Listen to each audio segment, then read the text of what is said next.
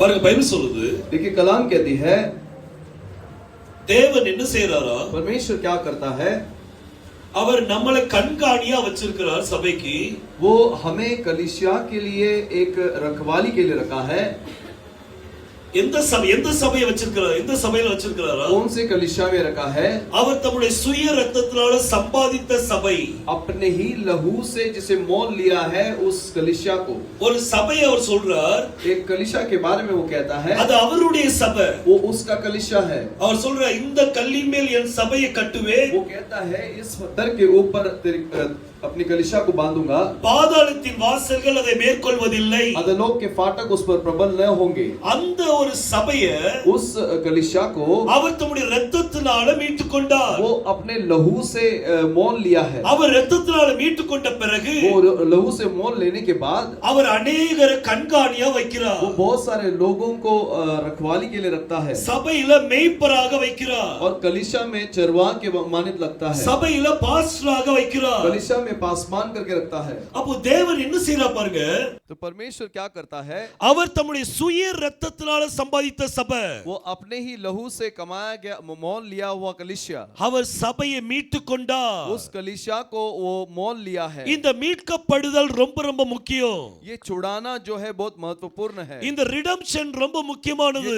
ये छुड़ाना बहुत महत्वपूर्ण है. அவர் தம்முடைய சுய இரத்தத்தை கொடுத்து நம்மளை மீட்டுக் கொள்கிறார். वो अपने लहू को देकर हमें मोल लिया है. அவர் இரத்தம் தான் நம்மளுடைய பாவத்தை மன்னிக்கும். उसका लहू ही हमारे पाप को क्षमा करता है. இன்னைக்கும் பாவம் செஞ்சிட்டு தான் இருக்கிறோம். आज अभी भी हम पाप कर रहे हैं. ஏதாவது ஒரு பாவ சிந்தனை நமக்கு வந்துருது, कोई ना कोई पाप के विचार हमारे मन में आ जाती है. உடனே நம்ம என்ன செய்றோம், तुरंत हम क्या करते हैं, கர்த்தரை நோக்கி பார்க்கிறோம். प्रभु की ओर देखते हैं. கர்த்தாவே என்னுடைய பாவத்தை மன்னிங்க, है प्रभु मेरे पाप को क्षमा करो. என் கண்களினால பாவத்தை செஞ்சிட்டேன், मेरे आंखों से मैंने पाप किए हैं. என் சிந்தனையில பாவம் செஞ்சிட்டேன், मेरे विचारों से पाप किया है. என்ன மன்னிங்கன்னு சொல்லும்போது मुझे माफ करो ऐसे बोलते समय அவர் நம்முடைய இரத்தத்தினால் நம்முடைய பாவத்தை கழுவுறார். वो अपने लहू से हमारे पाप को धोता है. இன்னைக்கும் கழுவிட்டு தான் இருக்கிறாரு.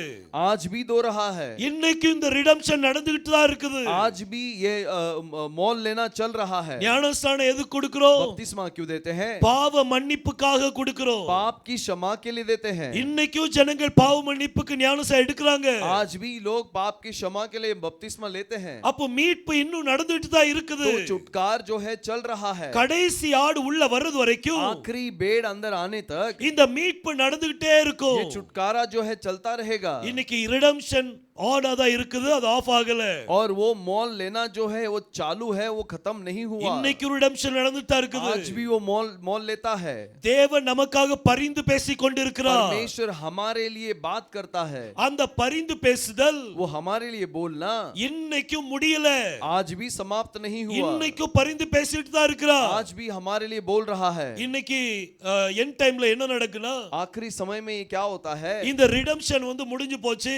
ये मोल लेना जो है, ये छुड़ाना जो है समाप्त हो गया. ரட்சிப்பு முடிஞ்சு போச்சு, उद्धार समाप्त हो गया. பரிந்து பேசுதல் முடிஞ்சு போச்சுன்னு और சொல்றாங்க. हमारे लिए जो बात करता है वो भी समाप्त हो गया करके कहते हैं. பரிந்து பேசுதல் முடிஞ்சு போச்சுனா, यदि हमारे लिए जो बात करता है वो समाप्त हो गया तो அப்ப நம்ம ஜெபிக்க வேண்டிய அவசியமே இல்ல. तो हम प्रार्थना करने की जरूरत नहीं. ஜெபம் என்னது, प्रार्थना क्या है, ஜெபம் நம்ம கர்த்தர்ட்ட பரிந்து பேசுறோம். प्रार्थना जो है हम परमेश्वर से बात करते हैं. இப்போ நான் சாஜிக்காக நான் ஜெபிக்கிறேன் அப்படினா, अभी मैं साजी भाई के लिए प्रार्थना करता हूं तो அப்ப நான் கர்த்தர்ட்ட மகனுக்காக நான் பரிந்து பேசிட்டு இருக்கிறேன். तो मैं परमेश्वर के पास भाई के लिए प्रार्थना कर रहा हूं. அவர் என்ன ஊழியத்தை ஆரம்பிச்சாரோ, वो जो सेवा को शुरू किया அந்த ஊழியம் இன்னைக்கும் நடந்துகிட்டு தான் இருக்குது. वो सेवा आज भी चल रहा है. பாருங்க வேதம் சொல்லுது, देखिए कलाम कहती है அவர் தன்னுடைய சுய இரத்தத்தினால சம்பாதித்துக் கொண்ட சபை, वो अपने लहू से कमाया हुआ कलीसिया, இந்த சபைக்கு इस कलीसिया को அவர் மேய்ப்பர்களை ஏற்படுத்துகிறார். वो चरवाहों को रखता है. இந்த மேய்ப்பர்கள் என்ன செய்யணும், ये चरवाहा क्या करते हैं, அவங்க சபையை கண்காணிக்கணும். वो कलीसिया पर रखवाली करना है சபையின் மேல கருத்தா இருக்கணும். और कलीसिया के ऊपर ध्यान देना है. ஏன் அப்படி இருக்கணும் சொல்றாரு, क्यों ऐसे रहना है, ஏன்னா அந்த சபையில क्योंकि उस कलीसिया में பவுல் ஒரு காரியத்தை சொல்றார். पौल एक चीज को बताता है. பாருங்க திரும்ப அந்த வசனத்தை வாசிங்க. दोबारा उस वचन को पढ़ेंगे. ஆகையால் உங்களை குறித்தும் தேவன் தம்முடைய சுய இரத்தத்தினாலே சம்பாதித்துக் கொண்ட தம்முடைய சபையை மேய்ப்பதற்கு பரிசுத்த ஆவியானவர் உங்களை கண்காணிகளாக வைக்க மந்தை முழுவதையும் குறித்தும் எச்சரிக்கையாயிருங்கள். அடுத்த வசனம், நான் பவுல் சொல்றார் பாருங்க, पौल कहता है நான் போன பின்பு मैं जाने के बाद சபைக்குள்ள कलीसिया के இந்த अंदर சபையை கர்த்தர் மீட்டிட்டாரு. ये कलीसिया को परमेश्वर ने छुड़ाया. சபையை மீட்டு கொண்ட பிறகு कलीसिया को छुड़ाने के बाद பவுல் சொல்றார், पौलुस कहता है நான் போன பின்பு मैं जाने के बाद என்ன வருமா? क्या आएगा?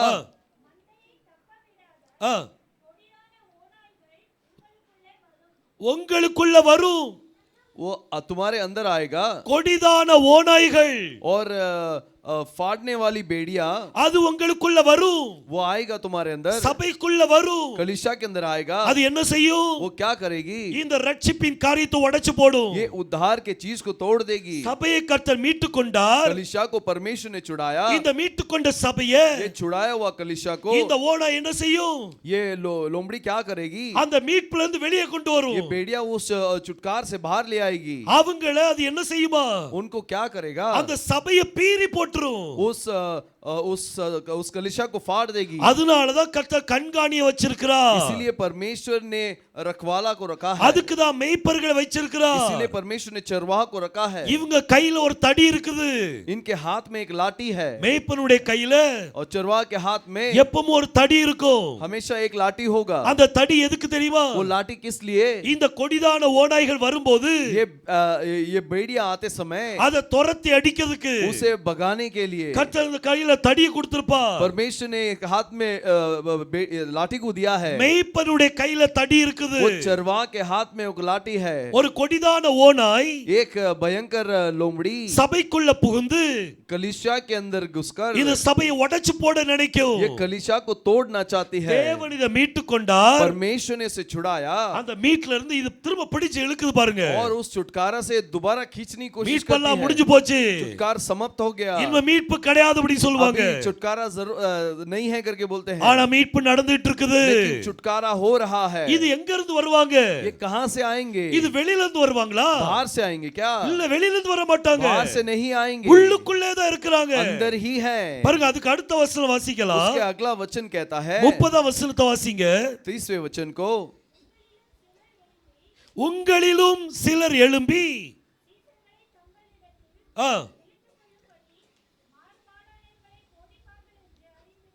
பாருங்க பைபிள் சொல்லுது. देखिए कलाम कहती है உங்களில் சிலர் எழும்பி, तुम्हारे ही बीच में से कोई उठकर. அப்ப இந்த கொடிதான ஓநாய் எங்க இருக்கு? तो वो बड़ा लोमड़ी किधर है? உங்களில் சிலர் எழும்பி, तुम्हारे अंदर से कुछ लोग उठकर. அப்ப இது வெளியில இருந்து வரல. ये बाहर से नहीं आता.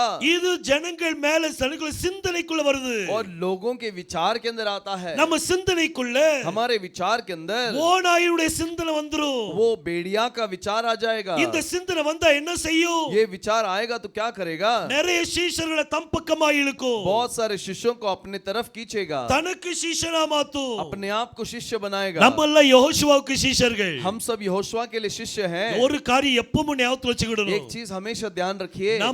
நம்ம எல்லாருமே हम सभी लोग யெகோஷுவாக்கு தான் சீஷர்கள். यहोशुआ के ही चेले हैं. நீங்க எனக்கு சீஷன் இல்ல. आप मेरे चेले नहीं. நம்ம எல்லாருமே யெகோஷுவாக்கு சீஷர்கள். हम सब यहोशुआ के चेले हैं. எனக்கு பிடிச்ச ரொம்ப பிடிச்ச வசனம் என்ன தெரியுமா? और मुझे बहुत एक पसंदीदा वचन है மத்தேயு 12 அதிகாரம் 30 வசனம். मत्ती का 12वां अध्याय का 30वां वचन. அதுல கர்த்தர் சொல்றார், उसमें परमेश्वर कहता है என்னோடு இராதவன், और मेरे साथ जो नहीं है, அதாவது யெகோஷுவாவோடு இராதவன் जो यहोशुआ के साथ नहीं है, எனக்கு விரோதியா இருக்கிறான். मेरे विरुद्ध है. யெகோஷுவாக்கு விரோதியாயிருவோம். यहोशुआ के विरुद्ध हो जाएंगे. அப்ப நான் யார் கூட இருக்கணும்? तो मैं कहां पर किसके साथ रहना நான் है? யெகோஷுவா கூட இருக்கணும். मैं यहोशुआ के साथ रहना है. அப்படி நான் யெகோஷுவா கூட இல்லனா, यदि मैं यहोशुआ के साथ नहीं हूं तो நான் யெகோஷுவாக்கு விரோதி ஆயிட்டேன். मैं यहोशुआ का विरोधी हो गया. என்னோடு இராதவன் मेरे साथ जो नहीं है, எனக்கு விரோதியா இருப்பான். मेरा विरोधी है. என்னோடு சேர்க்காதவன், और मेरे साथ जो जोड़ता नहीं, அப்ப மந்தை யார் கூட சேர்க்கணும்? तो उस मंडली को किसके साथ जोड़ना है? ஆடுகளை யார் கூட சேர்க்கணும்? उस भेड़शाला को किसके साथ जोड़ना है? ஆடுகளை யெகோஷுவா கூட சேர்க்கணும். उस भेड़ों को यहोशुआ के साथ जोड़ना है. என்னோடு சேர்க்காதவன் मेरे साथ जो जोड़ता नहीं, சிதறடிக்கிறான். वो उसे तोड़ देता है. அவன் சிதறடிப்பான். उसे तोड़ देता है. அப்ப நான் உங்களை யார் கூட சேர்த்து तो விடணும்? मैं किसके साथ जोड़ना है? யெகோஷுவா கூட சேர்க்கணும். यहोशुआ के साथ जोड़ना है. நான் உங்களை ஏன் கூட சேர்க்க கூடாது? मैं आपको मेरे साथ नहीं जोड़ना। ஆனா அந்த கொடிதான ஓனாய் என்ன செய்யும்? तो वो भयंकर लोमड़ी क्या करती है? இது ஒரு சிந்தனை, ये एक विचार है, இது நம்ம சிந்தனைக்குள்ள வந்து புகுரும். हमारे विचार के अंदर घुस जाती है। இந்த பிசாசு என்ன செய்யும்னா, ये शैतान क्या करता है? சீஷர்களை தம் பக்கமாக இழுக்கும். शिष्यों को अपने तरफ खींचेगी। யெகோஷுவாவுடைய சீஷர்களை यहोशुआ के चेलों को மாறுபாடான உபதேசத்தை கொடுத்து, और अलग वो संदेश को देकर, என்ன உபதேசம்? कैसा संदेश? நீங்க ரத்தத்தினால மீட்கப்பட்டீங்க. तुम लहू से छुड़ाए गए। அப்ப இப்ப புதுசா ட்ரெண்ட் என்னது? तो अभी का ट्रेंड क्या है? மீட்பு முடிஞ்சு போச்சுப்பா. अभी छुटकारा समाप्त हो गया। அப்படி மாறுபாடான உபதேசத்தை கொடுத்து ऐसे संदेश को देकर அது தம் பக்கமாக இழுக்கும். अपने तरफ खींचते हैं। இது கொடிதான ஓனாய். ये एक भयंकर बेड़िया है। இந்த ஓனாயை குறித்து ரொம்ப எச்சரிக்கையா இருக்கணும். इस बेड़िया के बारे में सावधानी से रहना। இப்படி சிந்தனைகள் யாராவது உங்ககிட்ட போட்டாங்கன்னா, ऐसे विचार कोई आपके पास आके डालता है, உங்ககிட்ட வந்தாங்கன்னா, आपके पास आएंगे तो நேரா என்ன சொல்லணும்? क्या बोलना है? நீங்க வந்தா ஒத்தையில வராதீங்க. आप आओगे तो अकेले में आओ। எங்க சர்ச் பாஸ்டர் கூட வாங்க, हमारे चर्च पास्टर को लेकर आओ। அவங்க கூட வாங்க, நாங்க ஏற்றுக்கொள்றோம். उनके साथ आइए, हम स्वीकार करेंगे। பாருங்க, இதுதான் ப்ரொசீஜர். यही तरीका है। ஒரு மந்தையை தப்ப விடாத ஓனாய், और एक भेड़ को उसको घूमने नहीं देगा, ऐसा இது ஒரு ஸ்பிரிட் பத்துடுங்க. एक आत्मा है। இது நமக்குள்ள இருந்தே எந்திப்பாங்களா? वो हमारे अंदर से ही उठेंगे। நம்ம ஜனங்களுக்குள்ள இருந்தே எழுதுப்பாங்க. हमारे लोगों के अंदर से ही उठेंगे। நமக்குள்ளனா நான் நம்ம சபையை சொல்லல, हमारे अंदर बोला तो मैं अपनी कलीसिया को नहीं बोलता। நமக்கு அந்த சிந்தனை வந்துர கூடாது। हमें वो विचार नहीं आना चाहिए। ஒருவேளை எடுத்துக்கொள்ளவளே முடிஞ்சே போச்சுன்னு வைங்களே, हो सकता है कि अगर उठाए ले जाना समाप्त हो गई है, அவங்க சொல்ற மாதிரி எடுத்து முடிஞ்சு போச்சுன்னு வைங்க, वो लोग जैसे बोलते हैं वैसे उठाए ले जाना समाप्त हो गई है, तो ஆனாலும் நீங்க யாரையும் நம்ப கூடாது. फिर भी आप किसी पर भरोसा नहीं करना। நான் போகாம मैं नहीं जाऊंगा तो பரலோகம் பரிபூரணம் ஆகாது. स्वर्ग परिपूर्ण नहीं होगा। நான் கண்டிப்பா அங்க இருப்பேன். मैं जरूर वहां पर रहूंगा। அந்த விசுவாசம் நமக்குள்ள वो இருக்கணும். विश्वास हमारे अंदर आना चाहिए। கர்த்தர் நம்மளை கண்டிப்பா எடுத்து செல்வார். परमेश्वर हमें जरूर ले जाएगा। நம்ம எல்லாம் சேர்ந்து போவோம். हम सब साथ में जाएंगे। आमेन, हालेलुया, கண்டிப்பா போவோம். आमेन, जरूर जाएंगे। நம்மளுடைய குடியிருப்பு அங்கதான் இருக்குது. हमारा निवास स्थान वही है, அதனால நம்ம எல்லாம் சேர்ந்தா போவோம். इसलिए हम साथ में ही जाएंगे। நிறைய உபதேசங்கள் வந்துட்டு இருக்குது. बहुत सारे संदेश आ रहे हैं। நேத்து நான் ஃபோன் பண்ணி பேசினேன் அவங்ககிட்ட. मैं कल उनके साथ बात किया, தாராவில பேசினேன். धारावी में बात किया, கொஞ்சம் ரொம்ப நேரம் பேசினேன். काफी समय बात किया, சொல்லி பார்த்தேன் அவங்ககிட்ட. बहुत बोल कर देखा, ஆனா அவங்க கேக்குற மாதிரி இல்ல. लेकिन वो सुन नहीं रहे हैं। அவங்களுக்கும் விளக்க தெரியல. वो भी समझा नहीं पा रहे हैं। அவங்க நீங்க வாங்க வந்து பேசுங்கன்னு சொல்றாங்க. वो आप आओ आके बात करो बोलते हैं। அங்க ஒரு அபிஷேகம் நடக்க போகுது. वहां पर एक अभिषेक होने वाला है। அந்த அபிஷேகம் முடிஞ்சிட்டுனா, वो अभिषेक अगर हो गया तो அப்புறம் நம்ம போய் பேசி என்ன பிரயோஜனம்? हम जाकर बोल के क्या फायदा? அபிஷேகத்துக்கு முன்னாடி பேசலாம். अभिषेक के पहले बात कर सकते हैं। அவங்களுக்கு அந்த ஆசை வந்துட்டு, उनको वो इच्छा आ गई, அவங்களுக்கு புரிய மாட்டேங்குது. वो समझ में नहीं आता है उनको। Redemption is still on. वो उद्धार अभी भी चालू है, அது இன்னும் அது நடந்துட்டு தான் இருக்குது. अभी भी वो उद्धार चालू है। உங்களால நிறைய பேர் ரட்சிக்கப்படணும். आमेन, आपके द्वारा बहुत सारे उद्धार पाना है। அவங்க ரட்சிக்கப்படுவாங்க. वो जरूर उद्धार पाएंगे। கடைசி ஆடு உள்ள வரது வரைக்கும், आखिरी भेड़ अंदर आने तक ரட்சிப்பு நடந்துகிட்டே उद्धार இருக்கணும். चालू होगा। பாருங்க, இந்த கொடிதான ஓடை என்ன செய்யும்? देखिए ये बेड़िया क्या करती है? இது ஒரு சிந்தனையை போடும். एक विचार को लेकर आती है। ரிடம்ஷன்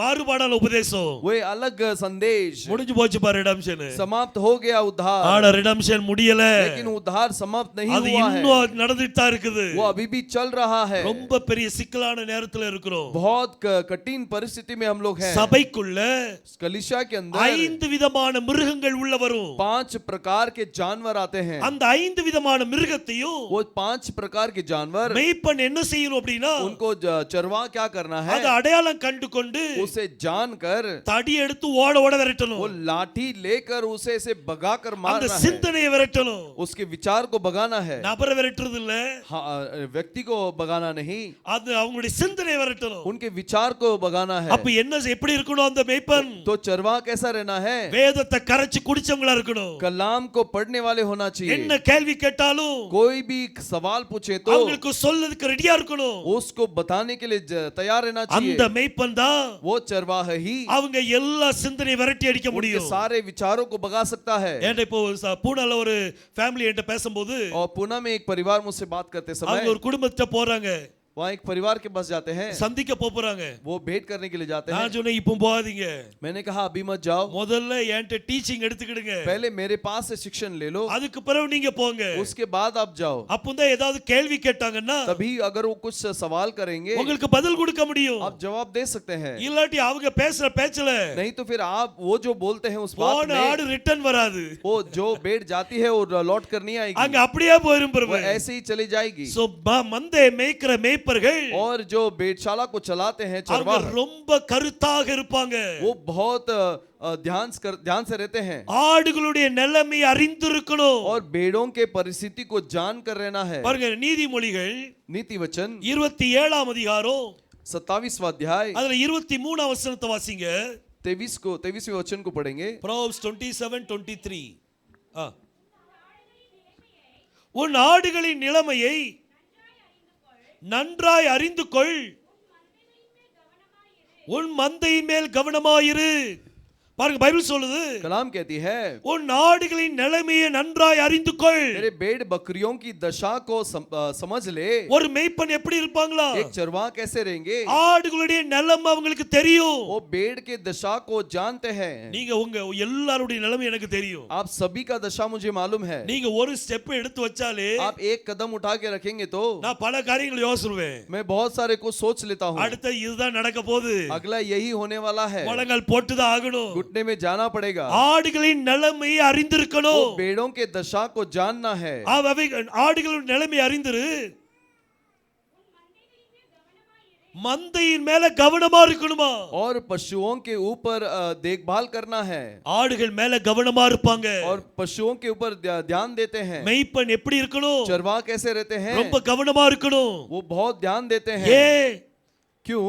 எதுக்கு நான் ஓனாயுடைய சிந்தனை உள்ள வந்துட கூடாது? क्योंकि वो लोमड़ी का विचार अंदर नहीं आना। பவுலுடைய சுவிசேஷத்தை தவிர पौल के सुसमाचार को छोड़ வேறொரு சுவிசேஷத்தை யாரா பிரசங்க பண்ணினால் और कोई सुसमाचार को लेकर आए। கலாத்தியர் 1:8 வசனத்தில் சொல்லப்பட்டிருக்குது, गलातियों का किताब पहला अध्याय के 8वें वचन में बोला गया है, அவன் சபிக்கப்பட்டவன். वो श्रापित है। பாருங்க அதுல ஒரு தீர்க்கதரிசனம் இருக்கு பாருங்க. उसमें एक भविष्यवाणी है, देखिए பாருங்க வாசிங்க. पढ़ेंगे। நாங்கள் உங்களுக்கு பிரசங்கித்த சுவிசேஷத்தை அல்லாமல் நாங்களாவது வானத்திலிருந்து வருகிற ஒரு தூதனாவது வேறொரு சுவிசேஷத்தை உங்களுக்கு பிரசங்கித்தால் அவன் சபிக்கப்பட்டவன். பாருங்க பவுல் சொல்றார், देखिए पौलुस कहता है, வானத்திலிருந்து ஒரு தூதன் வந்து பிரசங்கம் பண்ணாலும் स्वर्ग से कोई दूत भी आए, அவன் சபிக்கப்பட்டவன். वो श्रापित है। அது என்ன வானத்திலிருந்து தூதன்? वो क्या है? स्वर्ग से दूत। அப்ப இதுக்கு அர்த்தம் என்னன்னா, इसका मतलब क्या है? இது ஒரு தீர்க்க தரிசனம். ये एक भविष्यवाणी है। என்ன தீர்க்க தரிசனம் இருக்குது? क्या वह भविष्यवाणी है? வானத்திலிருந்து ஒரு தூதன் வருவான், स्वर्ग से एक दूत आएगा, அவன் தான் ஆன்டி கிறிஸ்ட். वही वो एंटी क्राइस्ट அவன் है। என்ன செய்வான்? वो क्या करेगा? பவுலுடைய சுவிசேஷத்தை சொல்ல மாட்டான். पौल के सुसमाचार को नहीं बताएगा, அவன் சபிக்கப்பட்டவன். वो श्रापित है। ஒரு தூதனையே சபிக்கப்பட்டவன் சொல்றா एक பாருங்க. दूत को ही श्रापित करके कहता है। மனிதன் ஏமாத்திரம். वो मनुष्य क्या है? பாருங்க கொடிதான ஓனாய் உள்ளுக்குள்ள வந்துட கூடாது. देखिए वो लोमड़ी अंदर नहीं आना चाहिए। மேய்ப்பன் மந்தையின் மேல் கவனமா இருப்பாங்க. और चरवाह जो है भेड़ के ऊपर ध्यान देते हैं, அவங்களுடைய நிலைமை அறிந்திருப்பாங்க. उनके दशा को जानते हैं, நல்லா அறிந்திருப்பாங்க. अच्छे से जानते हैं। நீங்க ஒண்ணு சொல்றதுக்குள்ள आप एक बोलने से पहले ஏதாவது ஒரு வார்த்தை சொல்லிருப்பீங்க. कुछ ना कुछ बोले रहेंगे। அந்த வார்த்தையை நாங்க அப்படியே யோசிச்சு பார்த்துருவோம். उस वचन को ऐसे ही हम सोच लेते हैं, இதுல உப்பு இருக்கா உரைப்பு இருக்கா, इसमें तीखा है या नमक है या तीखा है இனிப்பா இருக்குதா या मीठा है, எல்லாமே அதுல தெரிஞ்சிரும். सब कुछ उसमें मालूम पड़ जाएगा। ஆடுகளின் நிலைமை அறிஞ்சிருப்பாங்க. वो भेड़ों के दशा को जानते हैं। நம்மளுடைய வாழ்க்கை हमारा जीवन, பாருங்க இந்த கேரம் போர்டு விளையாடுறாங்கல்ல, देखिए जो कैरम खेलते हैं ना, கேரம் போர்டு விளையாடும் போது कैरम खेलते समय அது என்ன ஸ்ட்ரைக்கரா, அந்த ஸ்ட்ரைக்கர் வந்து ஸ்ட்ரைக் பண்ணும்போது वो स्ट्राइकर से स्ट्राइक करते समय, அந்த கேரம்ல ஸ்ட்ரைக் பண்றான்னு வைங்களேன், वो कैरम में स्ट्राइक करते हैं, அது ஸ்ட்ரைக் பண்ண உடனே वो स्ट्राइक करते ही அது எங்கெல்லாம் போய் மோதுங்கிறது இந்த விளையாடுறவங்களுக்கு தெரியும். और जो खेलते हैं उनको मालूम है कि वो कहां-कहां टक्कर मारेगी। இது இங்கேயும் அதே விளையாட்டு தான். ऐसे ही यहाँ पर भी है। இப்போ நான் வந்து இப்போ ஆரியாட்டன்னு ஒரு வார்த்தை சொல்றேன்னு வைங்களேன். आर्या से मैं एक शब्द बोलता हूँ, ஆரியாட்ட ஒரு வார்த்தை சொல்றேன். आर्या से एक शब्द बोलता हूँ. இப்போ எனக்கு தெரியும் अब मैं जानता हूँ ஆரியாட்ட இருந்து எங்க போகும். आर्या से कहाँ पर जाएगा. அவன்கிட்ட இருந்து எங்கேயும் போகாது. वहाँ से कहीं नहीं ஏன்னா जाएगा அவன் மறந்துடுவான். क्योंकि वो भूल जाएगा. ஆமா, சிலவங்க மறக்கவே மாட்டாங்க. कुछ लोग नहीं भूलते. அப்ப பார்த்து அங்க அடிச்சு அங்க அடிக்கும், அங்க அடிச்சு இங்க அடிக்கும். ऐसे देखेंगे तो यहाँ से वहाँ जाएगा, वहाँ से यहाँ जाएगा, वहाँ से यहाँ आएगा. அது நிக்கவே செய்யாது. वो नहीं रुकती, அது பாட்டு சுத்திக்கிட்டே वो இருக்கும். ऐसे ही चलते रहेगी. அப்படி இல்ல. ऐसा नहीं. நம்ம பாருங்க, ஆடுகளை நல்லா கவனிக்கணும். देखिए भेड़ों को ध्यान देना है. மேய்ப்பனுக்கு நல்லா தெரியும் चरवाहा जानता है உங்களுடைய நிலைமை என்ன, आपकी दशा क्या है, ஆவிக்குரிய வளர்ச்சி எவ்வளவு இருக்கு. आत्मिक उन्नति कितना हुआ है. பாருங்க, முதல் மிருகத்தை பற்றி பார்த்துட்டோம். पहले जानवर के बारे में हमने देख लिया. இதெல்லாம் ஓநாய்ங்கிற ஒரு சிந்தனை. एक भेड़िया नाम का एक विचार, இந்த சிந்தனை நம்மளுக்கு வேண்டாம். ये विचार हमें नहीं चाहिए. ஏதாவது வேற உபதேசம் வந்தால் कोई और उपदेश आएगा तो உங்களுக்கான எப்பவும் ஆயத்தமா இருக்கிறேன். आपके लिए मैं कभी भी तैयार हूँ. நீங்க என்ன கேள்வினாலும் கேளுங்க. आप कोई भी इस प्रश्न पूछो. கர்த்தருடைய கிருபையினால परमेश्वर के अनुग्रह से எல்லாத்துக்கும் பதில் கொடுக்க கர்த்தர் வச்சிருக்கிறாரு. परमेश्वर ने सारे सवालों का जवाब देने के लिए अनुग्रह किया है. இரண்டாவது மிருகத்தை பார்க்கலாம். दूसरे जानवर को हम பாருங்க, देखेंगे. ஏசாயா 56 அதிகாரம் एसाया का 56 56वां अध्याय அதுல 10ஆம் வசனத்தை வாசிங்க. 10वें वचन को पढ़ेंगे.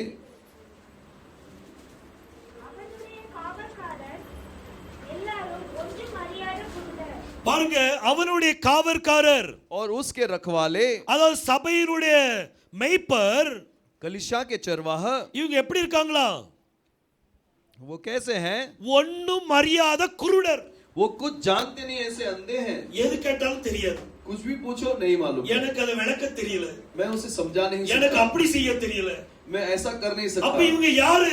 वो कौन है? பைபிள் சொல்லுது அவங்க குருடர்கள். कलाम कहती है कि वो अंधे हैं. குருடர் வழிகாட்ட எல்லைங்க விழுவாங்க, और अंधे अगर चलाए मार्ग चलाए तो वो कहाँ जाके गिरेंगे? குழியில தான் விழுவாங்க. वो खड्डे में ही गिरेंगे. அப்ப ஒண்ணு தெரியாத குருடர்களா இருக்காங்க. तो कुछ मालूम नहीं, ऐसे अंधे लोग हैं. ஆனா அவங்க எல்லாம் யாரு? लेकिन वो सब कौन है? அவங்க எல்லாம் வாட்ச்மேன், वो सब रखवाले हैं. அவங்க தான் மேய்ப்பர். वही चरवाहा है. எப்படி மேய்ப்பர் ஒண்ணுமே தெரியாது. कैसा चरवाहा है कुछ भी नहीं मालूम அவங்க है. குருடர்களா இருக்காங்க. वो अंधे हैं. திரும்ப வாசிங்க. दोबारा पढ़ेंगे. ஆ, எல்லாரும் ஒன்றும் அறியாத குருடர், ஆ. அவர்கள் எல்லாரும் குலைக்க மாட்டாத ஊமையான நாய்கள், கொலைக்க மாட்டாத ஊமையான நாய்கள். वो न भौंकने वाले गूंगे कुत्ते हैं. இவங்க எல்லாரும் நாய்களா? वो ये सब कुत्ते हैं, ஆனா இவங்களுக்கு கொலைக்க தெரியாது. वो भौंकना नहीं जानते. இது எப்படி? ये कैसा है? அப்ப மேய்ப்பர்களுக்கு கொலைக்க தெரியணும். तो चरवाहा को भौंकना आना चाहिए. எப்போ கொலைப்பாங்க? कब भौंकेंगे? நாய் எப்போ கொலைக்கும்? कुत्ता कभी भौंकेगा? ஏதாவது ஆபத்து வருதுன்னா कोई डेंजर के समय में அப்ப கொலைக்கணும். तो भौंकना है. எப்படி கொலைக்கணும்? कैसे भौंकना है? எப்படிமா கொலைக்கணும்? நாய் எப்படி கொலைக்கும்? कुत्ता कैसे भौंकता है? வாவ் வாவ்னு கொலைக்கும். वो वाव वाव करके அப்ப மேய்ப்பனுக்கு என்ன சொல்ல தெரியணும்? तो चरवाहा को क्या बोलने के लिए आना चाहिए? வாவ் வாவ்னு சொல்ல தெரியணும். वाव वाव बोलने के लिए आना चाहिए. வாவ்ங்கிறது எந்த எழுத்து? वाव कौन सा अक्षर है? அது ஹீப்ருல 6வது எழுத்து. वो हिब्रू में 6वां अक्षर है. இந்த வாவ் தான் ரொம்ப முக்கியமானது. ये वाव बहुत महत्वपूर्ण है. மேய்ப்பர்கள் எப்படி இருக்காங்களா? चरवाहा कैसे है? கொலைக்க மாட்டாத நாய்கள். वो गूंगे कुत्ते हैं. சில நேரம் இந்த நாயை செலக்ட் பண்ணுவாங்க.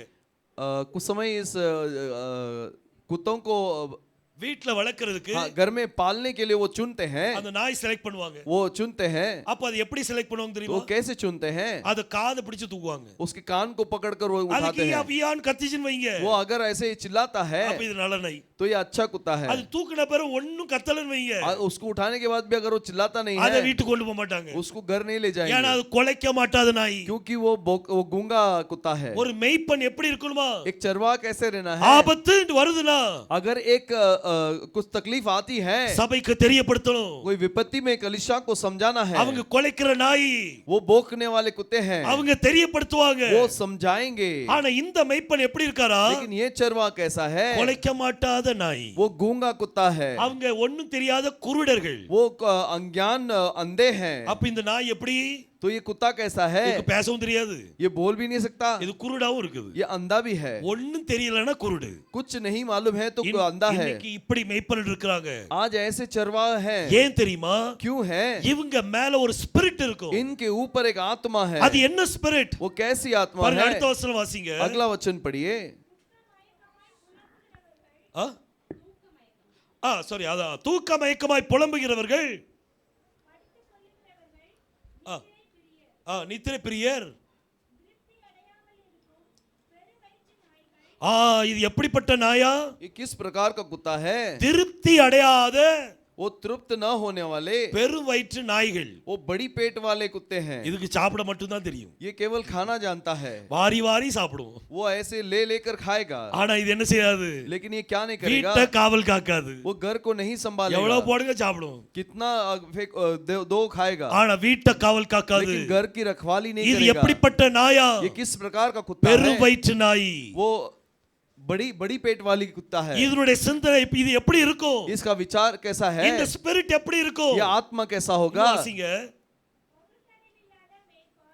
பகுத்தறிவில்லாத மேய்ப்பன்.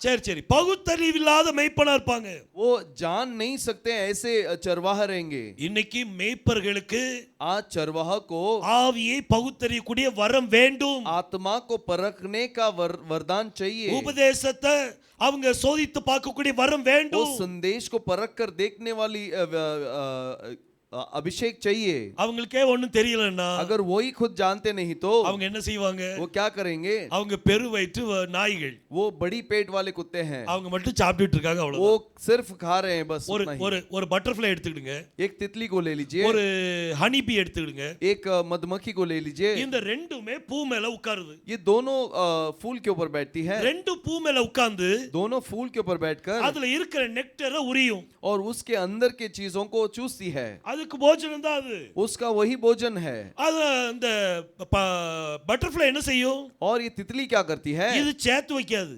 ये जमा नहीं करती, இது சாப்பிடும், ये खाती है, நல்ல அருமையா படபடன்னு காமிக்கும், अच्छे से वो पंख फैला कर दिखाएगी, சூப்பரா டிசைன் वो காமிக்கும். अपना कलर को दिखाएगी। ஆனா ஹனி பீ என்ன செய்யும்? लेकिन मधुमक्खी क्या करती है? அதுக்கு டிசைன் கிசைன்லாம் ஒண்ணும் கிடையாது. उसको डिजाइन वगैरह कुछ भी नहीं அது है। நெக்டர் சாப்பிடும், वो उसे खाएगा, அதே சமயம் சேர்த்து வைக்கும். वही समय वो जमा करके रखता அது है। கொட்டும், वो डंक मारती है, ஆனா அதுக்கு ஆகாரம் இருக்குது. लेकिन उसके पास भोजन है। ஆனா பட்டாம்பூச்சிட்ட ஆகாரம் இல்ல. लेकिन ये तितली के पास भोजन नहीं அது होता। பார்க்கிறதுக்கு அழகா இருக்கும். वो देखने के लिए सौंदर्य है। ஓ சூப்பரான வர்ஷிப், वो कितना अद्भुत आराधना है। ரொம்ப சூப்பரான சர்ச். वो बड़ी कलीसिया है। ஆனா உள்ள தேனி இல்ல, தேன் இல்ல. लेकिन अंदर मद नहीं है, உள்ள ஆகாரம் இல்ல. अंदर भोजन नहीं है। இன்னைக்கு நம்ம தேனியா இருக்கணும். आज हम मधुमक्खी होना चाहिए। நம்ம ஆகாரத்தை உருவாக்குறவங்க, हम भोजन को तैयार करने वाले பெரும் தீனி வயிற்றுக்காரங்களா இருக்க கூடாது. और बड़े पेट वाले नहीं होना चाहिए। நம்மளுக்கு மட்டும் சாப்பிட்டுட்டு இருக்க கூடாது. अपने लिए केवल खाते नहीं रहना है, மத்தவங்களுக்கு போஜனத்தை ஆயத்தப்படுத்தணும். दूसरों को भोजन देना है। இது இரண்டாவது மிருகம். ये दूसरा जानवर है। இந்த ஆவி, ये आत्मा, இது நிறைய பேருடைய சிந்தனை வரும். बहुत सारे विचार आएंगे। அந்த சிந்தனை வரும்போது वो विचार आते समय அதை யெகோஷுவா பேர்ல கட் பண்ணி விட்டுருங்க. उसे यहोशुआ के नाम से काट दीजिए। நம்ம சிந்தனையை பரிசுத்தப்படுத்துங்க. हमारे विचार को पवित्र कीजिए। பிசாசு என்ன செய்வானா? शैतान क्या करेगा? மந்தையில उस झुंड में குழப்பத்தை உருவாக்குறதுக்கு गड़बड़ी को उत्पन्न करने के लिए அவன் பல சிந்தனைகளை கொண்டு வருவான். वो भिन्न भिन्न विचारों को लेकर आएगा। ஆனா நம்ம என்ன செய்யணும்? लेकिन हम क्या करना है? அந்த சிந்தனைகளை கொண்டு வர பிசாசை, उस विचार को लेके आने वाले शैतान को அதை நீங்க ஜெயிக்கணும். उसे जीतना है, அதை நீங்க ஜெயிக்கணும். उसे जीतना है। கர்த்தர் நிச்சயமா ஆசீர்வாதம் தருவார். परमेश्वर जरूर आशीष करके देगा। எல்லா சிந்தனைகளையும் सारे विचारों को பிசாசு கொண்டு வர்றதுதான். शैतान लेकर आता है, ஆனா ஜெயிக்க கூடியது நம்மளுடைய வேலை. लेकिन हम जीतना है। ஹalleluya. हालेलुया। ஒரு மேய்ப்பன் என்ன செய்வார் தெரியுமா? एक चरवाहा क्या करेगा? ஒரு ஆடு நடத்தும் போது, ஒரு மந்தையை நடத்தும் போது, एक भेड़शाला को चलाते समय சில ஆடு வியாதிப்பட்ட ஆடா இருக்கும். और कुछ भेड़ जो है बीमार भेड़ होंगे, அப்ப அது என்ன செய்வாங்க? तो वो क्या करेंगे? அதை ரொம்ப கவனிப்பாங்க. उस पर ध्यान देंगे அதுக்கு மாத்திர மருந்தெல்லாம் கொடுக்கணும். और उसके लिए दवा वगैरह देना है। அதனுடைய குட்டி ஆடுகளை என்ன செய்வாங்க? और उसके छोटे बच्चों को क्या करेंगे? தோள் மேல சுமந்துட்டு போவாங்க. वो अपने कंधे के ऊपर लेकर जाएंगे, கையில தூக்கி வச்சு சுமப்பாங்க. हाथ में उठाकर वो ले जाएंगे, ஏன்னா அது குட்டி ஆடு. क्योंकि वो छोटा है। ஒரு செனை வச்ச ஆடு என்ன செய்யும்? இந்த பிரெக்னன்ட், हाँ, जो भेड़ गोद से है वो क्या करेगी? ஒரு கர்ப்பமா இருக்கிற ஆடு என்ன செய்யும்? जो मेमना गोद से है वो क्या करेगी? அந்த ஆட்டை ஒரு மேய்ப்பன் எப்படி வழி நடத்துவார்? उस भेड़ को चरवाहा कैसे चलाएगा? ரொம்ப மெதுவா வழி நடத்துவாரு. वो धीरे धीरे चलाएगा। ஓட்டு இடுப்புல எல்லாம் அடிக்க மாட்டாரு. वो पीछे मारता नहीं, மெதுவா धीरे से அதை அப்படி கொண்டு போகணும். ऐसे ले जाना है। ஒரு ஆட்டு மேல கை வச்சாலே, एक मेमने के ऊपर हाथ रखते ही அந்த ஆடு वो मेमना செனையா இருக்கா இல்லையான்னு கண்டுபிடிச்சிடலாம். वो गोद से है या नहीं वो समझ அந்த जाएगा। ஆட்டு மேல கை வச்ச உடனே கண்டுபிடிச்சிடலாம். वो बेड के ऊपर हाथ रखते ही समझ में आता है। பாருங்க தேவன் அப்படிப்பட்ட காரியத்தை வச்சிருக்கிறார். देखिए परमेश्वर इस प्रकार की चीज को रखे हैं। இன்னைக்கு நீங்க பிரெக்னன்ட்டா இருக்கீங்கன்னா आज यदि आप प्रेग्नेंट है, எந்த பிரெக்னன்ட் சொல்றேன்? कौन से प्रेगनेंसी के बारे में बोलता ஸ்பிரிச்சுவல் हूँ? பிரெக்னன்சி சொல்றேன். आत्मिक प्रेगनेंसी के बारे में बोलता அந்த हूँ। நீங்க பிரெக்னன்சியா இருந்தீங்கன்னா यदि आप प्रेग्नेंट हैं, அப்போ கர்த்தர் ஒரு பெரிய காரியங்களை செய்வார். आमेन, परमेश्वर बड़े काम को करेगा। அவங்க உங்களை வழிநடத்துற விதமே வித்தியாசமா वो இருக்கும். आपको चलाने का, आपको मार्गदर्शन करने का रीति अलग होगा। ஏற்ற நேரத்துல सही समय में குட்டி போட்டுக்கிட்டே இருப்பீங்க. वो बच्चा देते ही रहेंगे।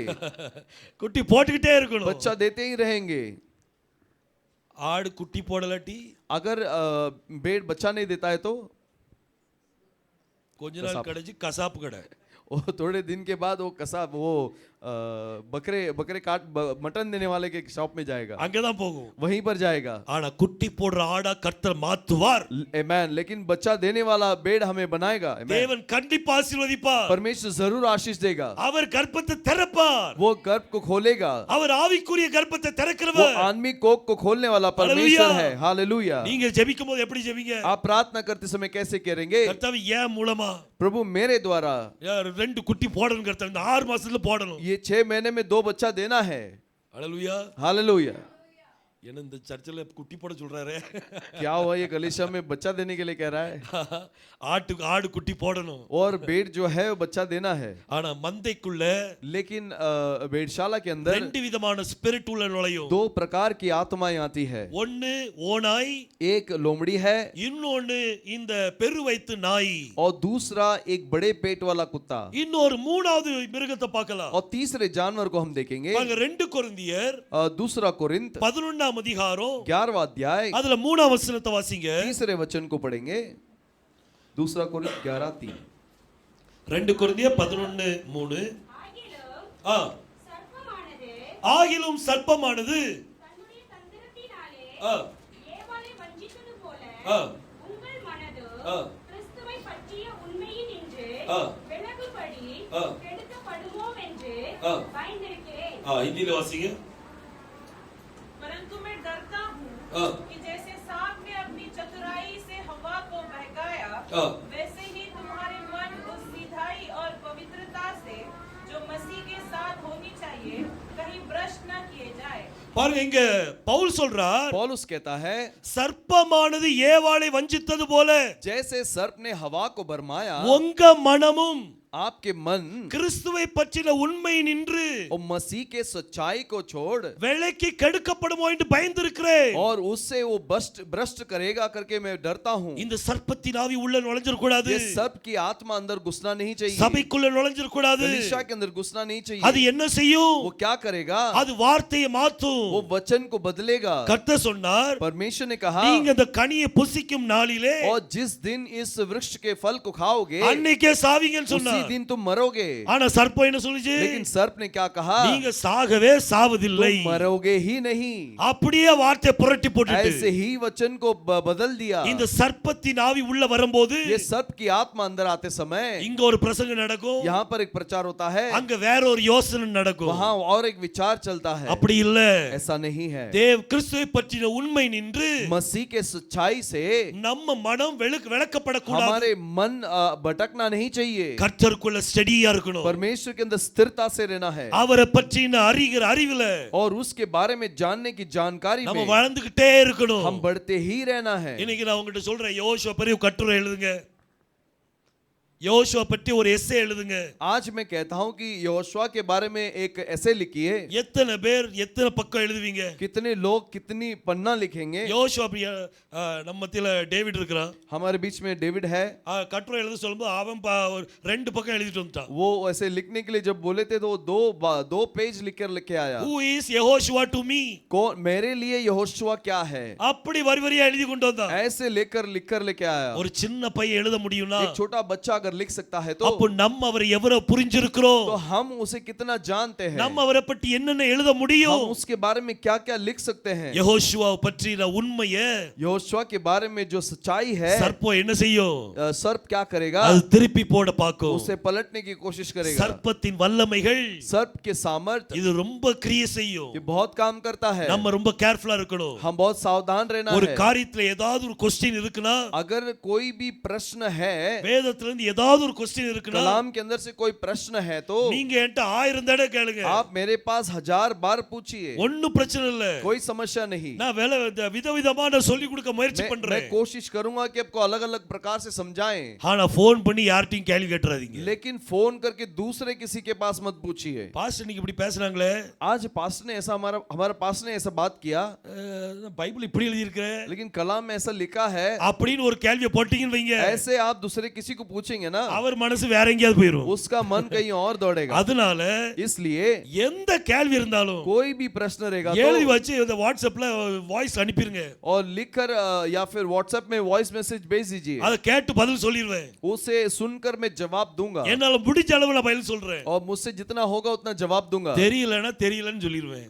नहीं मालूम है तो नहीं मालूम है बोल दूंगा. ஆனா தெரிஞ்சதை நல்ல தெளிவா சொல்லலாம். लेकिन जो मालूम है उसे स्पष्ट रूप से बता ஆனா सकते हैं. சர்ப்பத்தின் ஆவி என்ன செய்யும், लेकिन सर्प की आत्मा क्या करती நம்ம है, மனசுக்குள்ள போடும். हमारे विचार में डालती है. ஏவாள்கிட்ட கேட்டுச்சுல, हवा से उसने पूछा, இந்த தோட்டத்தின் கனியெல்லாம் புசிக்கலாமா, इस बगीचे के सारे फल को खा सकते हैं क्या? அதுக்கும் தெரிஞ்சிருக்கு பாருங்க. वो भी जानता है, அதுக்கும் புரிஞ்சது. उसने भी जान कर रखा है. கர்த்தர் பேசுனது அதுக்கும் தெரியும். परमेश्वर ने जो बोला वो भी जानता है. நீங்க சாக மாட்டீங்கன்னு சொல்லுது. तुम मरोगे नहीं करके कहता है. ரொம்ப தந்திரமான மிருகம், बहुत चालाक जानवर है, ரொம்ப தந்திரமா கேள்விகளை வர வைக்கும். और बहुत चालाकी से विचार को लेकर आता है. அந்த நேரத்துல நமக்கு என்ன தேவை, उस समय में हमें क्या चाहिए? நம்மளுக்கு வார்த்தை மேல விசுவாசம் தேவை. वचन के ऊपर विश्वास चाहिए. அன்னைக்கு ஏவாள் उस दिन में हवा தேவனுடைய வார்த்தை விசுவாசிக்காததுனால परमेश्वर के वचन पर विश्वास नहीं किया, इसलिए அவ சர்ப்பத்தின் வார்த்தையை நம்ப ஆரம்பிச்சா. वो सर्प के वचन को भरोसा करने लगी. அன்னைக்கு நம்ம வாழ்க்கை அப்படி இருக்க கூடாது. हमारा जीवन ऐसा नहीं होना முழு चाहिए. நம்பிக்கை पूरा विश्वास பைபிள் எழுதியிருக்கா, कलाम में लिखा है क्या? அவ்வளவுதான் எனக்கு. उतना ही है मेरे लिए. மனிதனுடைய வார்த்தை எனக்கு வேண்டாம், मनुष्य का शब्द मुझे नहीं चाहिए. மனிதனுடைய விளக்கம் வேண்டாம். मनुष्य का जो समझ है वो नहीं चाहिए. பைபிள் எஸ் சொல்லிருக்கா, कलाम में हाँ बोला है क्या? அது எஸ் தான். वो हाँ है. நோ சொல்லிருக்கா, नहीं बोला है क्या? அது நோ தான். वो नहीं है. நம்ம அது கன்ஃபார்மா இருக்கணும். पर हम उसमें स्थिर रहना பாருங்க, है. மூணு விதமான மிருகத்தை பார்த்தோம். 3 प्रकार के जानवर को हमने ஒன்னு देखा. ஓநாய் வந்து என்ன செய்யும், एक बेड़िया क्या करती है? எல்லா சீஷர்கள தன் பக்கமா இழுக்கும். सारे चेलों को अपने तरफ खींचेगा. ரெண்டாவது பெரு வயித்து நாய் என்ன செய்யும், और दूसरा जो बड़ी पेट वाली कुत्ता क्या करेगी? அது குலைக்க தெரியாத நாய். वो गूंगा कुत्ता है. அது ஒண்ணும் அறியாத குருடர்கள். और अज्ञान अंधा है. அதுக்கு ஒண்ணுமே தெரியாது. उसे कुछ भी नहीं मालूम है. அவனுக்கு ஒண்ணுமே தெரியாது. उसे कुछ भी नहीं मालूम அந்த है. ஸ்பிரிட் உள்ள உட்கார்ந்து கூடாது. वो आत्मा अंदर बैठना नहीं என்ன चाहिए. சொன்னாலும் कुछ भी बोले புரியல பிரதர், नहीं समझ में आया भाई. புரியுறது கர்த்தர்ட்ட கேட்கணும். Amen. समझने के लिए परमेश्वर के पास मांगना நீங்க है. புரியாமலே இருந்துட்டீங்கன்னா, यदि हम ना समझ रहे तो அப்போ அந்த ஆடு எப்படிப்பட்ட ஆடு, वो भेड़ किस प्रकार का है? அது குருட்டாடுன்னு அர்த்தம். वो अंधा भेड़ है. ஒண்ணும் தெரியாத குருட்டாடு. कुछ भी नहीं मालूम है ऐसा अंधा है. மூணாவது மிருகம் எது, तीसरा जानवर कौन है? சர்ப்பம். सर्प है. சர்ப்ப உள்ள வந்து என்ன செய்யும், सर्प अंदर आकर क्या करेगा? யெகோஷுவா ஒரு வார்த்தை சொன்னா यहोशुआ ने एक शब्द कहा, அத புரட்டி சொல்லும். उसे उलट करके அந்த बताएगा. வார்த்தையை வேற விதமா எக்ஸ்பிளைன் उसे பண்ணும். अलग प्रकार से बताएगा. இப்போ ஒருத்தர் பிரசங்கம் பண்ணிட்டு இருக்காரு. अब एक कोई प्रचारक कर அவங்க रहा है. பிரசங்கத்தை பாத்தீங்கன்னா சிரிப்பா இருக்கும். उसके प्रचार को आप सुनोगे तो हंसेंगे. அவங்க பிரசங்கம் வேண்டாம் இப்போ. वो प्रचार अभी हमें नहीं சோ चाहिए. இப்படி பிரசங்கம் நடக்குது. ऐसा प्रचार हो रहा है. வேதத்தை புரட்டுறாங்க. कलाम को पलटते हैं. இதெல்லாம் சர்ப்பத்தின் ஆவி. ये सब सर्प की आत्माएं हैं. ஹalleluya. हालेलुया. ஆனா பிசாசுனுடைய தந்திரங்களை लेकिन शैतान के चालाकी को அறியாதவர்கள் அல்லவே. हम अनजान नहीं हैं. நம்மளுக்கு பிசாசுனுடைய தந்திரம் தெரியும். हमें शैतान की चालाकी मालूम है. தெரியுமா தெரியாதா? जानते हैं कि नहीं? தெரியுதுனா வீட்ல ஏன் பிரச்சனை வருது? अगर मालूम है तो घर में समस्या क्यों आती है? அது பிசாசுன்னு தெரியும், वो शैतान है मालूम है. அதனுடைய தந்திரம் தெரியும், उसकी चतुराई मालूम है. அப்ப ஏன் பிரச்சனை வருது? तो क्यों समस्या आती है? ஏன் பிசாசு கூட சண்டை போடணும்? क्यों शैतान के साथ लड़ाई नहीं? ஏன் அது கூட மல்யுத்தம் பண்ணணும்? क्यों उसके साथ लड़ना है? நம்மகிட்ட அந்த வரம் இல்ல. हमारे अंदर वो वरदान नहीं है। நம்ம கர்த்தர்ட்ட கேட்கணும், हम परमेश्वर से मांगना है, ஆவியை பகுத்தறியக்கூடிய வரத்தை எனக்கு தாங்க. आत्माओं को परखने का वरदान दीजिए। அந்த வரத்தை நம்ம கேட்கணும். उस वरदान को मांगना है। பாருங்க, கிறிஸ்தவங்க देखिए मसीही लोग யாரையும் ஏமாத்த மாட்டாங்க. किसी को बरमाएंगे नहीं, ஆனா அவங்க தன்னையே वो ஏமாத்துவாங்க. अपने आप को बरमाते हैं। எனக்கு தெரியும், मुझे मालूम है, எனக்கு இது தெரியும், मुझे ये मालूम है, ஒண்ணும் தெரியாது. कुछ नहीं मालूम है। கிறிஸ்தவங்க தன்னையே ஏமாத்திடுவாங்க. मसीह लोग अपने आप को बरमाते हैं। அதனால எதுவும் தெரியும்னு சொல்லிடாதீங்க. इसलिए ऐसा मत बोलिए कि मुझे मालूम है। நான் ஐசக் ஜான்ட்ட இதான் சொல்லுவேன் எப்பவுமே. आइजक जॉन के पास मैं हमेशा यही कहता हूँ, யாராவது உங்ககிட்ட வந்து கேட்டாங்கன்னா, कोई आपके पास आकर कुछ बोलेंगे तो, ஒரு ஏதாவது எக்ஸ்பிளைன் பண்றாங்கன்னா, कुछ चीज के बारे में बताते हैं तो தெரியும்னு சொல்லாதீங்க. मालूम है करके मत बोलना। அப்படியே தெரியாத மாதிரி கேட்டுக்கிடுங்க. ऐसा है क्या करके नहीं मालूम ऐसा कीजिए। அதுல ஏதாவது ஒரு காரியம் உங்களுக்கு தெரியாது, உங்களுக்கு டீச்சிங் நடக்கும். हो सकता है उसमें कोई चीज आपको मालूम नहीं होगा, वो आपको मिलेगा। எல்லாம் தெரிஞ்ச மாதிரி இருந்தோன்னு வைங்க, सब मालूम है ऐसा रहेंगे तो நம்மளே ஏமாத்திடுறோம். हम अपने आप को फंसाते சோ हैं। பிசாசுடைய தந்திரத்தை அறிவதற்கு तो शैतान के चतुराई को जानने के लिए ஆவியை பகுத்தறியக்கூடிய வரம் தேவை. वो आत्माओं को परखने का वरदान चाहिए। கர்த்தர்ட்ட கேளுங்க, परमेश्वर से मांगना ஆவியை है, பகுத்தறியக்கூடிய வரத்தை தாங்கப்பா. आत्मा को परखने का वरदान दो प्रभु। கர்த்தர் நிச்சயம் அந்த வரத்தை தருவார். परमेश्वर जरूर वो वरदान को சோ देगा। எத்தனாவது மிருகத்தை பார்த்துட்டோம்? कितने जानवर को हमने देखा है? 3 மிருகத்தை பார்த்துட்டோம். 3 जानवर को हमने இப்ப देखा है। 4வது மிருகத்தை பார்க்கலாம். अब चौथे जानवर को हम பாருங்க, देखेंगे। உன்னத பாட்டு श्रेष्ठ गीत 2ஆம் அதிகாரம், दूसरा अध्याय அதுல 15ஆம் வசனத்தை வாசிங்க. 15 वचन को पढ़ेंगे। Songs of Solomon 2nd chapter verse 15. जो छोटी लोमड़ियां हाँ। दाग की बारियों को बिगाड़ती हैं, हाँ। उन्हें पकड़ ले, हाँ। क्योंकि हमारी दाग की बारियां में फूल लगे हैं। பாருங்க, இங்க வேதம் சொல்லுது, कलाम कहती है, திராட்சை தோட்டத்தை கெடுக்கிற उस दाग की बारी को खराब करने वाले குள்ள நரி. वो लोमड़ी, திராட்சை தோட்டம் எது? वो दाग की बारी कौन सा है? சபதான் திராட்சை தோட்டம். कलीसिया ही वो दाग की बारी है। இந்த திராட்சை தோட்டத்தை கெடுக்கிற और इस दाग की बारी को खराब करने वाले குள்ள நரி वो लोमड़ी உள்ள இருக்கு, अंदर है, அத பிடிங்க. उसे पकड़ो। ஏன்னா நம்ம திராட்சை செடி எல்லாம் क्योंकि हमारी दाग की जो डालियां हैं இப்போதான் பூவும் பிஞ்சுமா இருக்குது. अभी फूल के साथ आई है, இப்போதான் பூ வச்சிருக்குது, अभी फूल रखी है, இப்போதான் பிஞ்சா இருக்குது. अभी छोटी है। அதுக்குள்ள குள்ள நரி உள்ள வந்து उतने में ही लोमड़ी अंदर आकर திராட்சை தோட்டத்தை கெடுத்து போட்டுருது. उस दाग की बारियों को नाश करती है। சபை இப்போதான் வளர்ந்துட்டு இருக்குது, कलीसिया अभी बढ़ रहा है, இப்போதான் பூ வைக்குது, अभी वहाँ पर फूल रखा है, இப்போதான் இளமையா இருக்குது. अभी वहाँ पर जवान है। இந்த குள்ள நரி என்ன செய்தா? तो ये बेड़िया लोमड़ी क्या करती है? இந்த குள்ள நரி என்கிற சிந்தனை, ये लोमड़ी का विचार, அந்த சிந்தனை என்ன செய்யுது? उसका विचार क्या करता है? சபைக்குள்ள பூந்து कलीसिया के अंदर घुसकर சபையை ஃபுல்லா கெடுத்து போட்டுரும். कलीसिया को पूरा नाश कर देती है। திராட்சை செடி நீட்டா நிக்கும், वो दाग की फांदी जो है सीधा खड़ा रहेगा, ஆனா கீழே வேர் இருக்காது. लेकिन नीचे जड़ नहीं होगा, எல்லாத்தையும் खराब பண்ணி விட்டுரும். सारे जड़ को खराब कर देगा, கனியே இருக்காது, फल ही नहीं आएगा। அது அப்படியே காஞ்சி கடைசில அந்த தோட்டமே உன்மதி ஆயிரும். वो ऐसे ही सूखकर वो पूरा बगीचा जो है नाश हो जाएगा। நிறைய சபைகள் அப்படிதான் ஆகி बहुत போயிருக்கு. सारे कलीसियाओं में ऐसे ही हुआ है। குள்ள நரி உள்ள வர இடம் கொடுக்க वो கூடாது. लोमड़ी को अंदर आने की अनुमति नहीं देना இது என்ன चाहिए। செய்யும்? ये क्या करेगा? வளர்ச்சியை தடை பண்ணும். वो बढ़ोतरी को रुकाएगा। நீங்க ஜெபிக்கணும்னு நினைப்பீங்க, आप प्रार्थना करने की कोशिश करेंगे, அப்பதான் யாராவது சொல்லுவாங்க, तभी कोई ना कोई बोलेगा வந்துட்டான் பெருசா ஜெபம் பண்ண, आगे बड़ा प्रार्थना करने वाला। அவ்வளவுதான் முடிஞ்சு போகும், उतना ही हो गया, ஜெபம் समाप्त। முடிஞ்சு போச்சு. प्रार्थना समाप्त हो जाता है। அந்த குள்ள நரி என்ன செய்யுது? वो लोमड़ी क्या करती है? இந்த வார்த்தைகளை போட்டு விட்டுரும். ऐसे शब्दों को डालती है। இது எல்லாருடைய வாழ்க்கையில நம்ம ये செய்திருக்கிறோம். सभी लोग सभी के जीवन में हमने किया है। அந்த குள்ள நரி எல்லாருக்குள்ளயும் வேலை செஞ்சிருக்குது. वो लोमड़ी जो है सबके अंदर काम किया है। நம்ம வீடுகள்ல हमारे घरों में நிறைய பேர் உங்களை பார்த்தே சொல்லிருப்பாங்க, बहुत सारे आपको देखकर ही बोले रहेंगे। பைபிள் எடுத்துட்டு போறாங்க, वो कलाम उठाकर जाते हैं பைபிள் படி நடக்காங்களா? और कलाम के अनुसार चलते हैं क्या? குள்ள நெறி வந்து वो लोमड़ी आकर இப்போதான் பூ விட்டுருக்குது, अभी वहाँ पर फूल आया है, இப்போதான் பிஞ்சா இருக்குது, अभी वहाँ पर फूल आई है, ஆனா அதுக்கு அந்த தோட்டத்தை நாசமாக்குது. लेकिन वो बगीचे को ही नाश कर देती கடைசில है। என்ன ஆயிரும்? आखिर में क्या होता ஒரு है? வருஷம் ஜெபம் இல்ல, 1 साल प्रार्थना नहीं, 2 வருஷம் பிரேயர் இல்ல, 2 साल प्रार्थना नहीं, அப்புறம் என்னைக்காவது ஒரு நாள்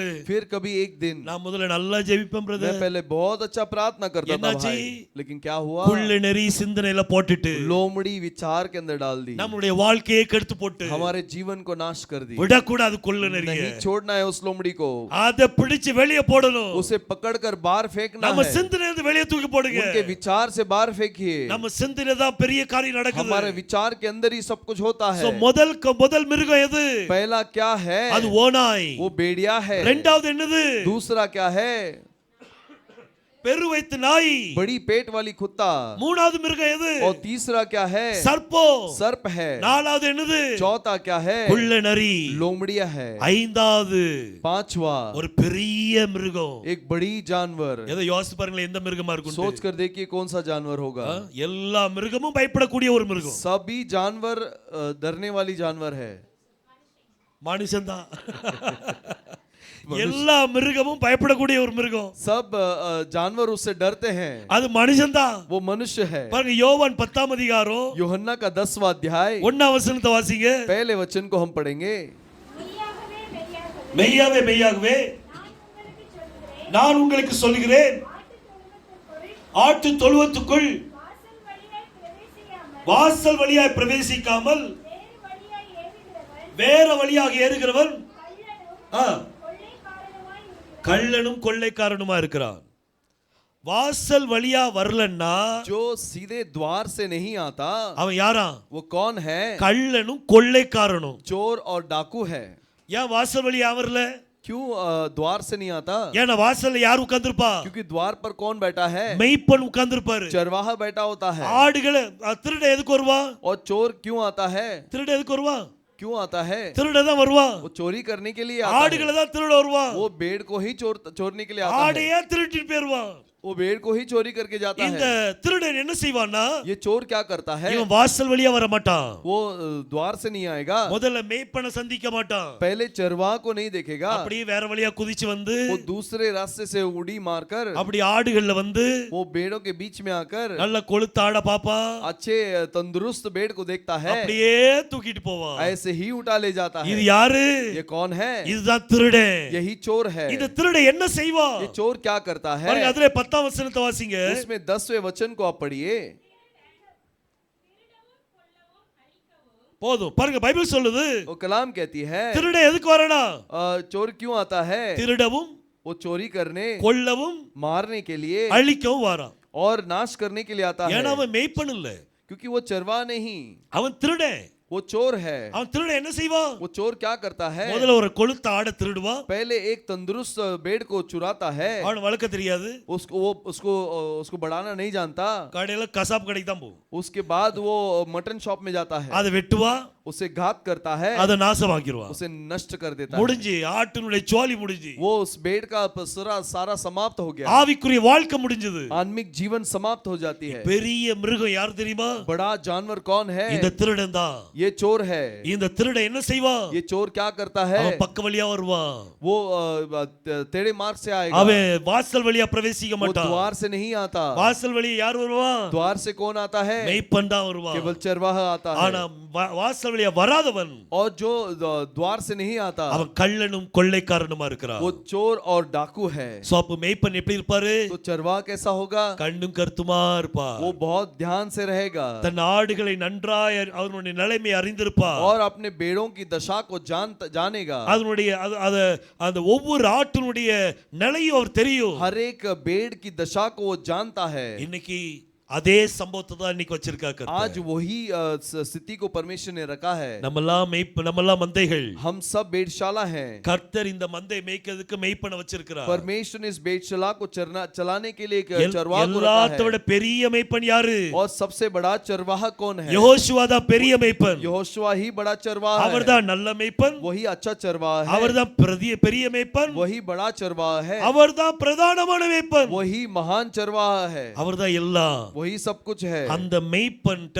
उस चरवाहा के पास ஆடுகள்லாம் இருந்தா अगर भेड़ रहेंगे அந்த ஆடுகள் வழி தப்பி போகாது, वो भेड़ मार्ग भटकेंगे नहीं, யாரும் திருட முடியாது. कोई उनको चुरा नहीं सकता, ஏன்னா அவருடைய பார்வை நம்மளுடைய பார்வையை விட ரொம்ப ஸ்ட்ராங்கான பார்வை. क्योंकि उनकी नजर हमारे नजर से भी तेज है। கர்த்தர் பெரிய காரியங்களை செய்வார். परमेश्वर महान कार्य करे। இந்த 5 விதமான மிருகம் ये 5 प्रकार के जानवर இது சபைக்குள்ள வந்து ये कलीसिया के अंदर आकर இது சபையை உடைக்க वो நினைக்கும். कलीसिया को तोड़ना चाहती है। சபையை தேவன் தன்னுடைய இரத்தத்தினால சம்பாதிச்சிருக்கிறாரு. कलीसिया को परमेश्वर ने अपने लहू से कमाया है। அந்த இரத்தத்துக்குள்ள இருந்து வெளியில கொண்டு வர பாக்குது. उस लहू से बाहर निकालना चाहती है। அந்த இரத்தம் இப்ப இல்லப்பா, वो लहू अभी नहीं है, அதெல்லாம் முடிஞ்சு போச்சு. वो सब समाप्त हो गया। நீங்க வெளிய வாங்க, तुम बाहर आओ, இப்ப ரிடம்ஷனே கிடையாது, अभी उद्धार नहीं है, அதெல்லாம் முடிஞ்சு போச்சு. वो सब समाप्त हो गया। வெளிய வந்துட்டீங்க, अगर बाहर चले गए நீங்க இரத்தத்துக்கு கீழ இல்ல, आप लहू के नीचे नहीं है। இரத்தத்துக்கு கீழ வரைக்கும் எது வரைக்கும் இருக்கிறீங்களோ जब तक लहू के नीचे रहते हैं அது வரைக்கும் உங்களுக்கு பாதுகாவல். तब तक आपके लिए सुरक्षा है। அந்த பாதுகாவல் போயிட்டுனா वो सुरक्षा चले गई तो நம்மளை வேற யாரும் காப்பாற்ற முடியாது. हमें और कोई संभाल नहीं सकता। இரத்த கோட்டைக்குள்ளே நான் நுழைந்து விட்டேன், இனி எதுவும் அணுகாது, எந்த தீங்கும் தீண்டாது. இரத்த கோட்டைக்குள்ளே நான் நுழைந்து விட்டேன், இனி எதுவும் அணுகாது, எந்த தீங்கும் தீண்டாது. நேசரின் இரத்தம் என் மேலே நெருங்காது சாத்தான், நேசரின் இரத்தம் என் மேலே நெருங்காது சாத்தான். பாசமாய் சிலுவையில் பலியானார், பாவத்தை வென்று விட்டார். பாசமாய் சிலுவையில் பலியானார், பாவத்தை வென்று விட்டார். இரத்த கோட்டைக்குள்ளே நான் நுழைந்து விட்டேன், இனி எதுவும் அணுகாது, எந்த தீங்கும் தீண்டாது. நம்ம எங்க இருக்குமா? हम कहाँ पर हैं? இரத்த கோட்டையில இருக்கிறோம். लहू के उस किले पर हैं। நான் இது HIPயின் செய்தியா நீங்க எடுத்துக்கிடுங்க. इसके लिए एक चेतावनी के संदेश के माध्यम से ले लीजिए। நம்ம இரத்தத்துக்கு கீழ இருக்கிறோம், हम लहू के नीचे हैं। அந்த இரத்தம் இன்னும் நம்மள்ட்ட இருந்து எடுபடல. अब तक वो लहू हमसे निकाला नहीं गया है। இன்னைக்கும் பாவ மன்னிப்பு இருக்குது. अभी आज भी पाप का क्षमा है। அக்கினியின் அபிஷேகம் நமக்கு வேணும். अग्नि का अभिषेक हमें चाहिए। அந்த அக்கினி அபிஷேகம் இறங்கும் போது वो अग्नि का अभिषेक आते समय நமக்குள்ள இருக்கிற பாவம்லாம் சுட்டெரிக்கப்படும். हमारे अंदर के पाप भस्म हो जाएंगे। அதுக்கு பிறகு उसके बाद தேவனுடைய ஒரு வார்த்தை நிறைவேறும்.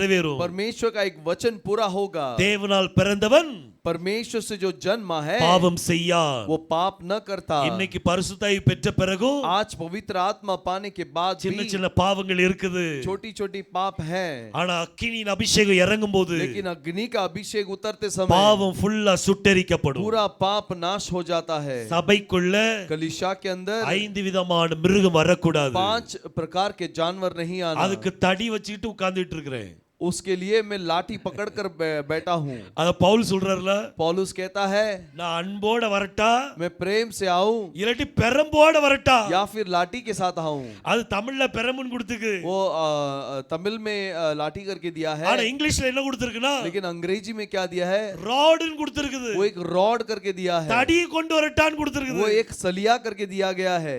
இன்னைக்கு கர்த்தர் நம்ம சபைக்குள்ள பிரச்சனைகள் வராதபடிக்கு कलीसियाओं में समस्या नहीं आए इसलिए கர்த்தர் மேய்ப்பர்களை ஏற்படுத்துறார். परमेश्वर चरवाहा को रखता है। அவங்க அதை கண்ணும் கருத்துமாக பார்ப்பாங்க. उसे वो ध्यान से देखेंगे। அதனாலதான் इसलिए உங்க வீட்ல எந்த ஒரு ப்ராப்ளம்னாலும் आपके घर में कोई भी समस्या हो நீங்க டக்குன்னு ஃபோன் பண்ணி சொல்றீங்க, तुरंत आप फोन करके बताते हैं, "பிரதர், இப்படி ஆயிட்டு அப்படி ஆயிட்டு." भाई ऐसा हो गया ऐसा हो गया। அப்ப நான் என்ன செய்வேன்? तो मैं क्या करूंगा? உங்களுக்கு இது வேணும் तुम्हें ये भी चाहिए அப்படின்னா சொல்லுவேன். ऐसा बोलता हूँ क्या? இல்ல இல்ல, नहीं, நான் உங்களுக்காக உட்கார்ந்து ஜெபிக்கணும். मैं आपके लिए ठहर कर प्रार्थना करना है। உங்களுக்காக மன்றாட்டின் ஜெபத்தை ஏறெடுக்கணும். आपके लिए विनती की प्रार्थना को उठाना है। நான் உங்களுக்கு ஒரு ஆபத்து வருதுன்னா आपको आपके ऊपर कोई विपत्ति आती है, அத நான் கை தட்டி நான் சிரிக்க கூடாது. मैं ताली बजाकर हंसना नहीं। அது ஒரு மேய்ப்பனுடைய அழகு இல்ல. वो चरवाहा का नहीं काम नहीं है। ஆடுகளை சரியா மேய்க்கணும். चरवाहा भेड़ों को सही तरीके से चलाना है। சோ நல்ல சாப்பாடு சாப்பிடுங்க. अच्छा भोजन खाइए। ஹalleluya.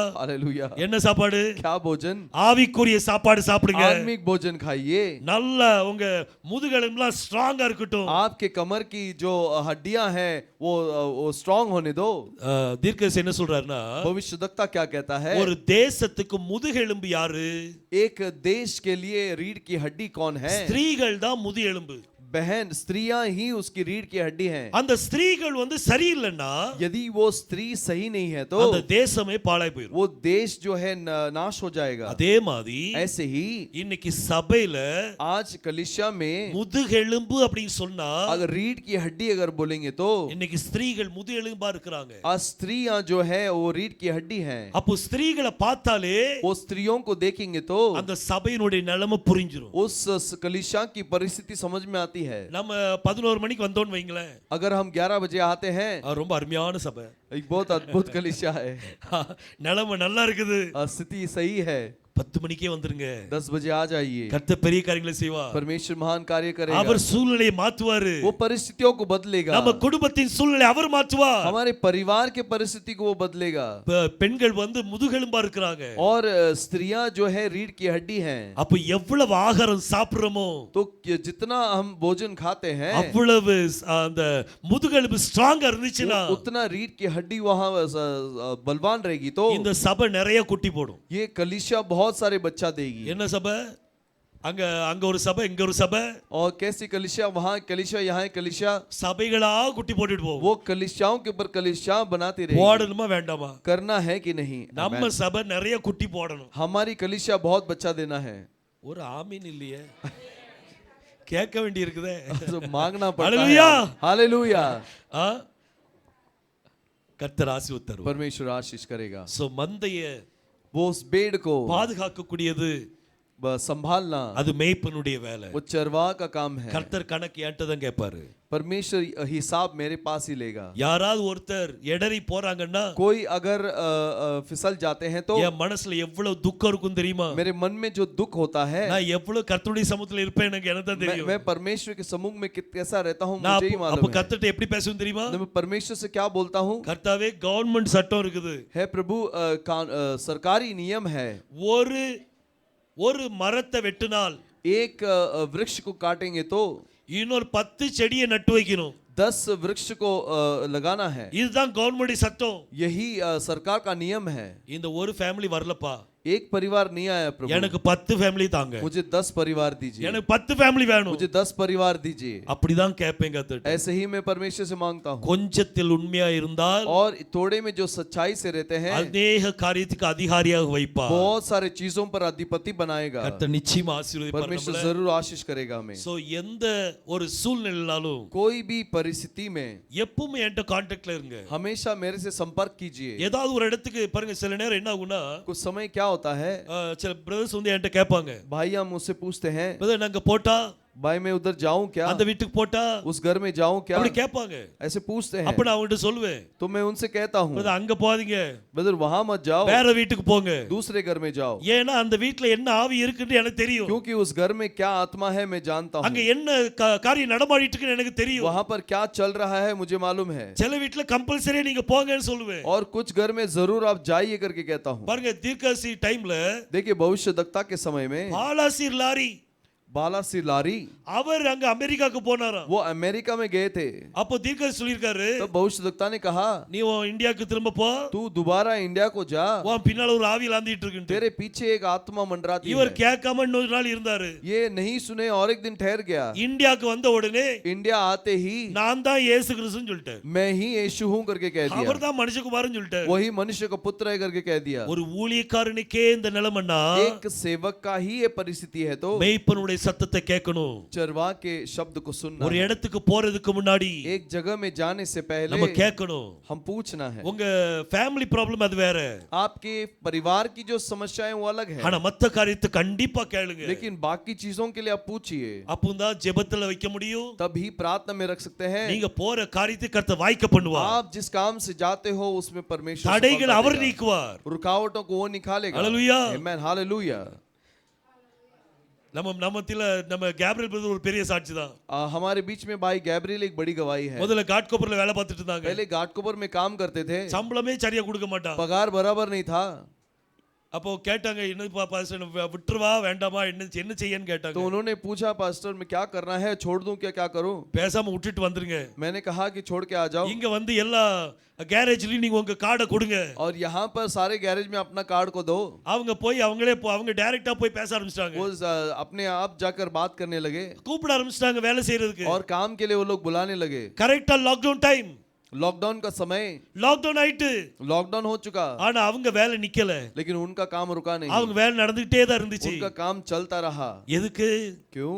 தேவன் எல்லாத்தையும் பார்க்கறாரு. परमेश्वर सब कुछ देखता है। ஊழியக்காரனுடைய பேச்சை அவர் ஹானர் பண்றார். सेवक के शब्द पर वो उनको आदर करता है। அந்த வார்த்தையை கீழே தரையில் விழ விட மாட்டார். उस शब्द को नीचे गिरने नहीं देता। அவர் ஆசீர்வாதத்தை தருவார். आमेन, वो आशीष करके देगा। Hallelujah, hallelujah. சோ அதனால எல்லா காரியத்தையும், इसलिए सारे चीजों को, அதுக்காக ஒவ்வொரு நிமிஷத்துல என்ன ஃபோன் பண்ணிடாதீங்க.